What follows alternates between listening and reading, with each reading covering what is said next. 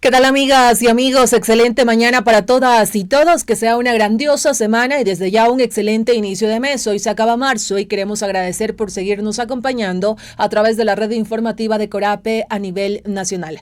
Comentarles que hoy en la entrevista del día está junto a nosotros Mónica Reynoso Curay. Ella es coordinadora general de transparencia y acceso a la información pública en la Defensoría del Pueblo. Vamos a hablar un poco sobre el acceso a la información pública, por qué es importante, quiénes están obligados a rendir cuentas, entre otros temas. Así que de inmediato la saludamos, doctora Reynoso. Buen día, gracias por acompañarnos.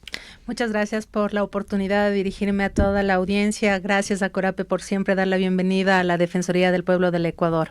Gracias a ustedes por el trabajo que están realizando y que nos cuente un poco. En días pasados, la Defensoría del Pueblo presentó este informe que da cuenta del cumplimiento del derecho del acceso a la información pública, correspondiente al año 2021, 2022 y 2023. Aquí se refleja el nivel de cumplimiento de los sujetos obligados a la Ley Orgánica de Transparencia y Acceso a la Información Pública. Antes de pasar a algunos datos, doctora Reynoso, que nos recuerde de manera breve por qué es fundamental para la sociedad el derecho al acceso a la información pública y saber en este caso qué entidades o qué personas cumplen con esto.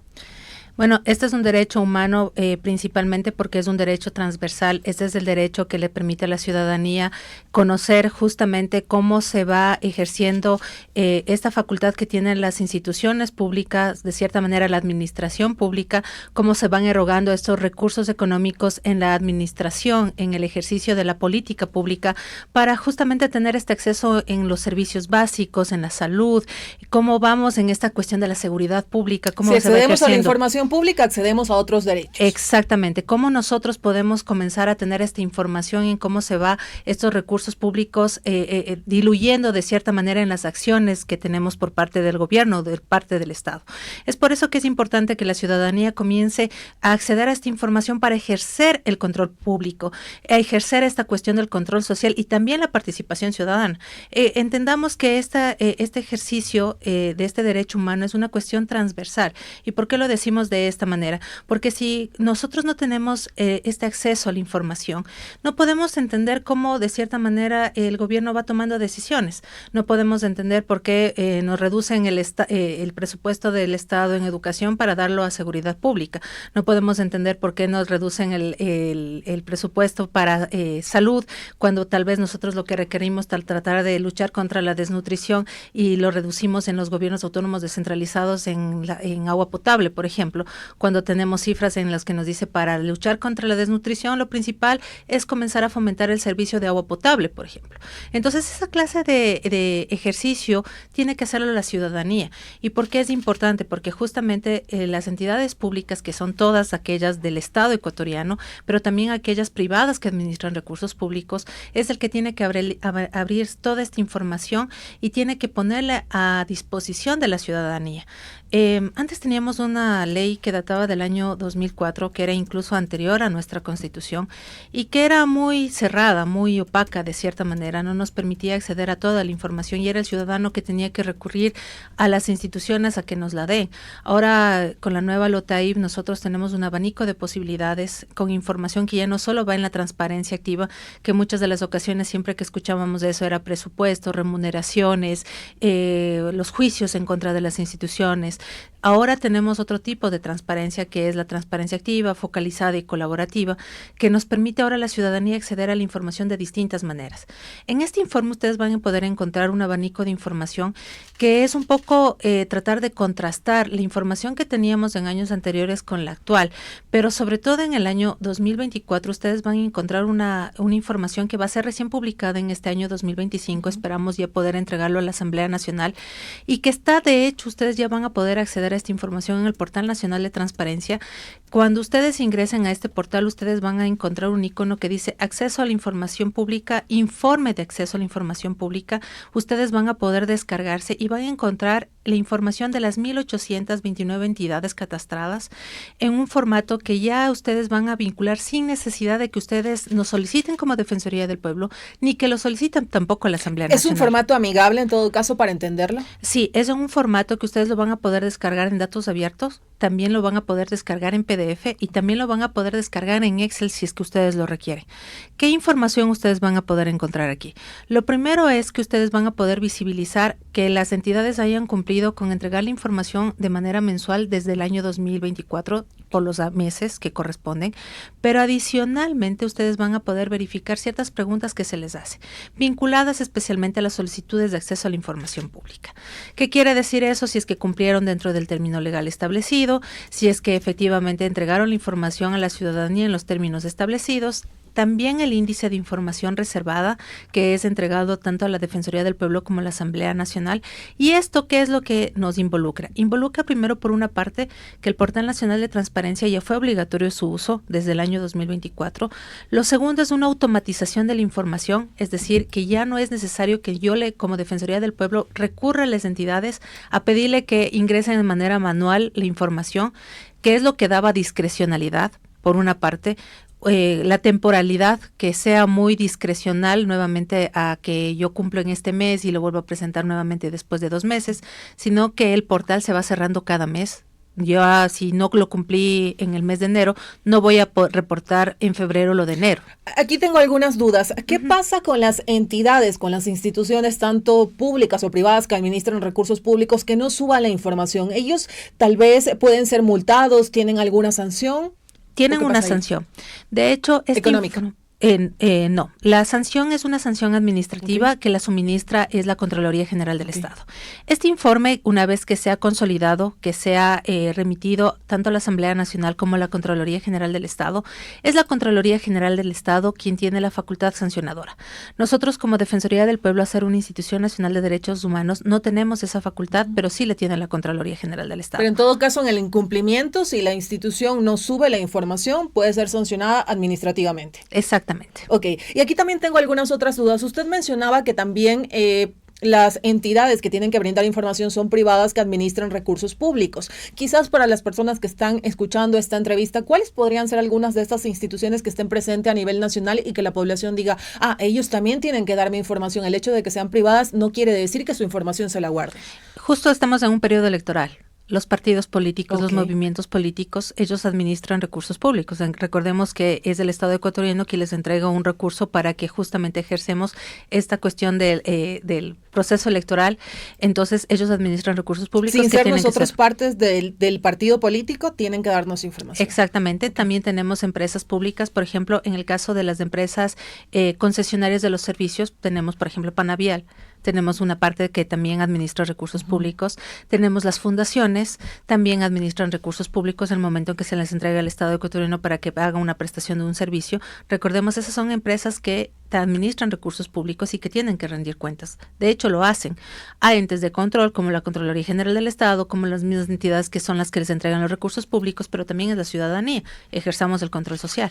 Y aquí precisamente de lo que usted ha mencionado, que ejercemos el control social, uno como persona puede ir y presentar alguna solicitud y decirle a la institución, necesito que me den información tal vez de este gasto que ustedes han ejercido en estos meses y cómo es este proceso. Y si tal vez la institución viene y dice, no le puedo dar información porque usted es persona natural. ¿Qué pasa ahí? Existen 2 instancias. Ahora nosotros tenemos el Portal Nacional de Transparencia. Usted puede recurrir directamente a la entidad, ingresarlo por la ventanilla, por gestión documental, por la parte de recepción, etcétera, situación, o puede hacerlo por el Portal Nacional de Transparencia. Cuando está catastrada la entidad, ello se crea un usuario y una contraseña para el ciudadano. ¿Y por qué es importante crearlo? Porque evidentemente necesitamos nosotros que la entidad le notifique a usted la información y para eso es importante crearlo por medio de un correo electrónico donde le llegará la notificación con la información que usted ha requerido. Y además, en el Portal Nacional de Transparencia usted va a tener justamente este temporizador, donde le indica cuándo ingresó, la fecha en que ingresó, los 10 días para que le responda, la respuesta, el formato y la respuesta, y de ser el caso una prórroga si es que así lo necesita la entidad. Si es que no sucede eso, ingresa una agencia oficiosa. La agencia oficiosa es generada por la Defensoría del Pueblo mediante las delegaciones provinciales en las 24 provincias del país. Cuando no sucede, ¿qué es esta oficiosidad que tiene que generar la Defensoría del Pueblo? Es generar ese acercamiento hacia la entidad y decirle, mire, ha ingresado, necesitamos la respuesta, ¿qué sucede? conocer cuál es la posición de la entidad. No sucede aquello, accionar justamente una garantía jurisdiccional, que en este caso es el acceso a la información pública. Mediante esto se le obliga mediante un juez constitucional a que se le entregue la información. Recordemos que toda la información es información pública, excepto aquella que haya sido declarada por una ley específica como reservada, secreto, secretísima o confidencial en este caso. Doctora Reynoso, ¿y cuál ha sido el año de menor cumplimiento en la presentación de sus informes de estas entidades y el de mayor cumplimiento, para tener ese dato?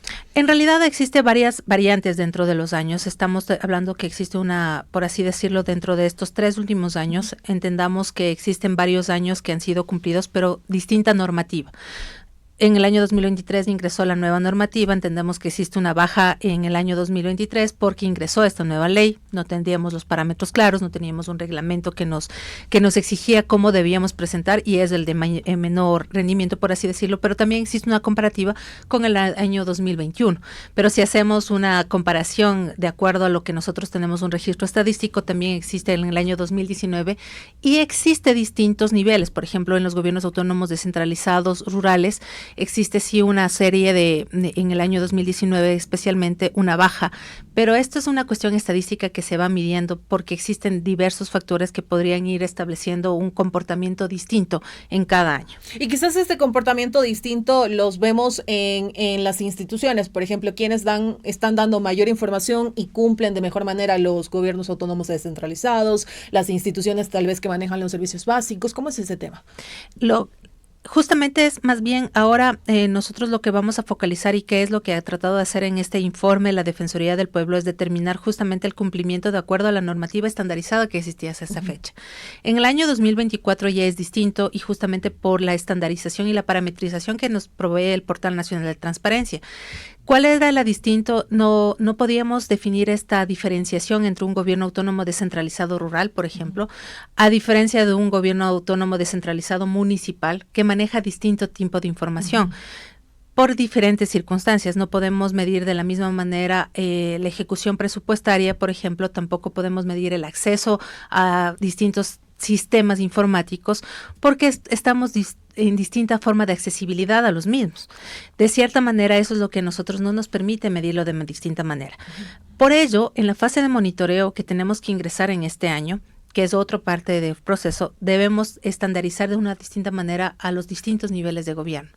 De esta manera, lo que buscamos es como Defensoría del Pueblo es diferenciar la función ejecutiva, la función judicial, las diferentes funciones del Estado, pero también los niveles de gobierno.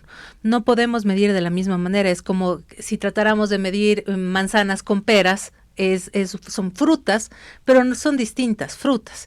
Entonces, esa es la manera de que tratamos de hacerlo, que este derecho humano se entienda a la ciudadanía que no puede ser medido de la misma forma, porque no son los mismos mecanismos. Es por eso también que nosotros estamos tratando de medir distintas estrategias, como por ejemplo el Ministerio de Telecomunicaciones. No podemos medir a un gobierno autónomo descentralizado rural de la misma manera que podemos medir a un Ministerio de Telecomunicaciones, porque entendemos un aparataje estatal que está atrás que le permitirá tal vez al Ministerio de Telecomunicaciones tener un mayor sistema informático que le permite tener información de primera mano, a tener tal vez un gobierno autónomo descentralizado que ni siquiera tiene una página web. Claro, que ni siquiera tiene la información digitalizada. Exactamente. Entonces, lo que tratamos de hacer es medir estándares que le sea permitible y accesible a ese gobierno autónomo descentralizado y medir de distinta manera al ministerio que sí tiene una funcionalidad distinta. Eso es lo que nos va a permitir también acceder a la ciudadanía de distinta manera. Y por eso es tratar de crear esa sinergia. Estamos por suscribir con Conagopare, con AME, con Congope, convenios interinstitucionales para trabajar con los gobiernos autónomos descentralizados en distintas formas de fortalecer este derecho humano.